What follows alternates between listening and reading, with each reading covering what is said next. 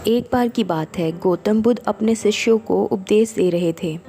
उपदेश खत्म होने के बाद एक शिष्य खड़ा होता है और गौतम बुद्ध से कहता है कि प्रभु, मनुष्य का मन कभी संतुष्ट क्यों नहीं होता। मनुष्य के पास सब कुछ होने के बाद भी लोगों का मन क्यों भटक रहा है।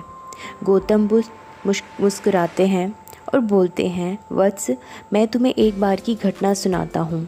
एक बार एक राजा के महल पर बहुत भीड़ लगी हुई थी। भीड़ बढ़ती ही जा रही थी। हर कोई महल की तरफ चला जा रहा था। हुआ यूं था कि उस दिन सुबह राजा के पास एक बौद्ध भिक्षु आए और उस बौद्ध भिक्षु ने राजा से कहा कि क्या उसे भिक्षा में कुछ कीमती चीज़ मिल सकती है। राजा ने कह दिया कि कोई कमी नहीं है, जो चाहो मांग लो। लेकिन भिक्षु ने एक बड़ी अजीब सी शर्त रखी। उसने कहा कि वह भिक्षा तभी लेता है जब उसे इस बात का आश्वासन मिल जाए कि उसके पास जो भिक्षा पात्र है उसे पूरा भर दिया जाएगा। भिक्षु ने ये भी कहा कि मैं अधूरा भिक्षा पात्र लेकर नहीं जाऊंगा। अगर यह वचन दोगे तो ही मैं भिक्षा लूँगा। अब राजा हंसता है और उसने कहा, तुमने मुझे क्या समझ रखा है? क्या मैं एक भिक्षु का भिक्षा पात्र भी नहीं भर सकूंगा? और राजा ने तुरंत शर्त मान ली। भिक्षु भी हंसा और उसने कहा, महाराज, एक बार फिर से सोच लीजिए, क्योंकि न मालूम कितने लोगों ने यह शर्त स्वीकार तो की है, लेकिन वो इसको पूरा नहीं कर पाए। राजा ने मुस्कुराते हुए अपने वजीर से कहा कि जाओ, अनाज के दानों से नहीं बल्कि हीरे मोतियों से इस भिक्षु के भिक्षा पात्र को भर दो। भिक्षु ने दोबारा टोकने की कोशिश की, पर राजा ने वजीर से कहा, समय बर्बाद मत करो, जाओ और उसके भिक्षा पात्र को हीरे मोतियों से भर दो। वजीर बहुत से हीरे मोती लेकर आया और उस भिक्षु के भिक्षा पात्र में डाल दिए।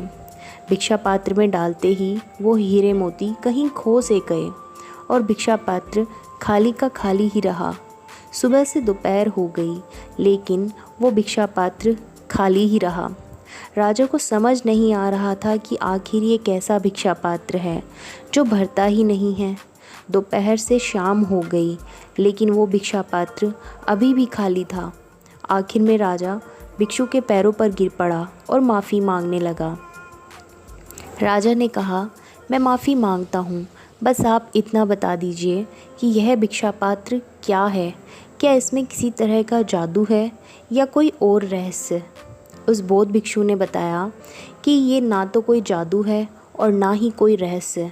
ये एक बार शमशान घाट से मैं गुज़र रहा था तो मुझे वहाँ एक आदमी की खोपड़ी पड़ी मिली और उससे मैंने यह भिक्षा पात्र बना लिया। और मैं खुद ही हैरान हूँ कि इंसानी मन से बनी ये खोपड़ी कभी भरती क्यों नहीं है। गौतम बुद्ध अपनी कहानी को विराम देते हुए बोलते हैं, आप अपने मन और शरीर की इच्छाओं को कभी पूरा नहीं कर पाएंगे। यदि आपको महानता हासिल करनी है तो शरीर और मन इसके इस चक्र को तोड़कर इससे ऊपर उठना होगा। हमारा मन लालच से भरा होता है, इसे कभी नहीं भरा जा सकता। लोग सिर्फ इस भ्रम में जीते हैं कि शायद कल मेरा मन भर जाएगा, लेकिन ईश्वर ने मन को बनाया ही इसी तरह है कि उसे कभी भरा ही नहीं जा सकता। हमारा मन हमेशा किसी न किसी लालच में फंसा रहता है और हमें हमारे लक्ष्य से दूर कर देता है।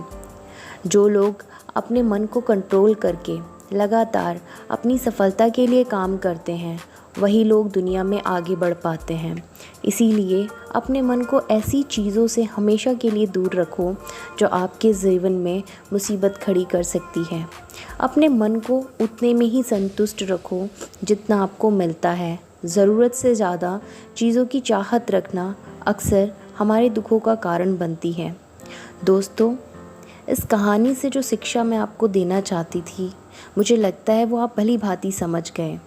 लेकिन इससे ये बिल्कुल ना समझ लीजिएगा कि जैसा चल रहा है उसको बस ऐसा ही चलने दिया जाए। हम जितना कमा रहे हैं बस उतने में ही काम चल जाए तो बहुत है। इसका मतलब ये बिल्कुल नहीं है। ये इंसानी और मानव जीवन जो है ये एक बार मिला है। आप अपनी इच्छाओं को कंट्रोल ज़रूर रखिएगा, लेकिन अपने कर्म को हमेशा करते रहिए। जितना अच्छा और जितना ज़्यादा आप कर्म करेंगे उतना ज़्यादा आपके लिए अच्छा होगा।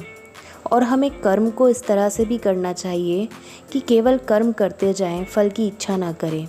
फल तो स्वतः ही मिल ही जाएगा, क्योंकि मैंने बहुत से लोगों को देखा है कि वो बहुत कम में संतुष्ट हो जाते हैं। इसे एक तरह से देखा जाए तो ये बहुत अच्छा भी है, लेकिन एक तरह से देखा जाए तो कुछ ख़राब भी है, क्योंकि इसी दुनिया में बहुत सारे लोग ऐसे हैं जो शायद अपने आप से कमा नहीं सकते, जो शायद अपने आप से उतना कर्म नहीं कर सकते।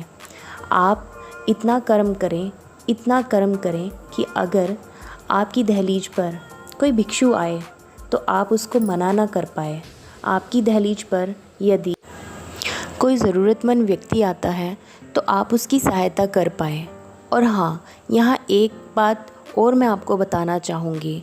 आपने और हमने कई बार सुना होगा कि हमें केवल उतने ही पैर फैलाने चाहिए जितनी अपनी चादर हो। इसके अलावा मैं एक चीज़ और बोलना चाहूँगी, या तो आप उतने ही पैर फैलाएं जितनी हमारी चादर हो, या फिर आप में उतनी ताकत, उतनी हिम्मत हो कि आप बड़ी चादर खरीद सकें।